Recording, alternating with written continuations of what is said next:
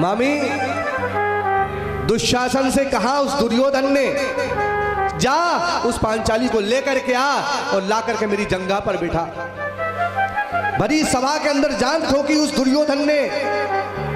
दुर्योधन जाता है, दुशासन जाता है और जाकर के द्रौपदी को केश से पकड़ करके बालों से घसीटता हुआ लेकर के जब सभा में लेकर के आया तो कहते हैं उस द्रौपदी को अभिमान था। किस बात का? कि जिस सभा के अंदर मेरे 5-5 सबल पति बैठे हो, जिस सभा के अंदर भीष्म पितामह बैठे हो, कृपाचार्य द्रोणाचार्य बैठे हो, उस सभा में मेरा कौन क्या बिगाड़ सकता है।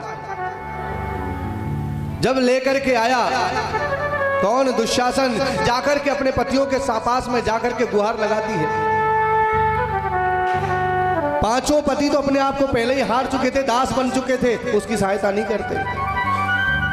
जब उनसे सहायता नहीं मिली तो द्रौपदी क्या करती है? द्रौपदी भीष्म पितामह के पास में जाती है, उनसे गुहार लगाती है, उनसे भी कोई सहायता नहीं मिली। कृपाचार्य द्रोणाचार्य धृतराष्ट्र सबसे गुहार लगाती है लेकिन कोई सहायता नहीं करता उसकी।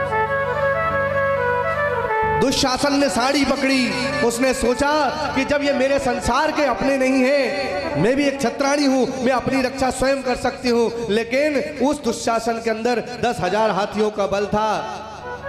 उसने अपनी साड़ी को, द्रौपदी ने अपनी साड़ी को दांतों से पकड़ करके अपने दोनों हाथों से उस साड़ी को पकड़ लिया, लेकिन उसके बल के आगे, उस दुशासन के बल के आगे उसके बल कोई काम नहीं आया। जब कोई काम नहीं आया तो द्रौपदी क्या करती है? द्रौपदी दोनों हाथ उठा करके कहती थी है कि हे ठाकुर, अब ये लाज तेरे हाथ है, अगर बचा सकता हो तो बचा ले बस।